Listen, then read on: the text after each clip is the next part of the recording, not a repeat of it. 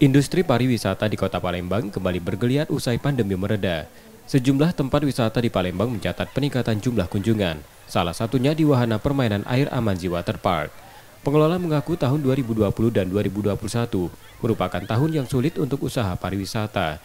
Namun seiring pandemi melandai, pengelola memanfaatkan momentum dengan promosi untuk menarik kunjungan.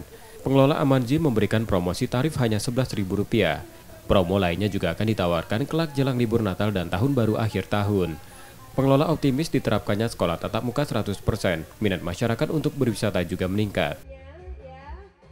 Tingkat kunjungan sekarang mulai meningkat ya sejak berturunnya pandemi ini sudah mulai bagus, mulai meningkat sesuai dengan harapan kami juga. Saya berharap tahun ini bisa mencapai target pengunjung ya untuk Amanzi Waterpark. Karena akhir tahun ini mudah-mudahan aja dengan turunnya pandemi ini kita bisa terus bergerak, kita terus meningkatkan promo-promo yang ada untuk masyarakat.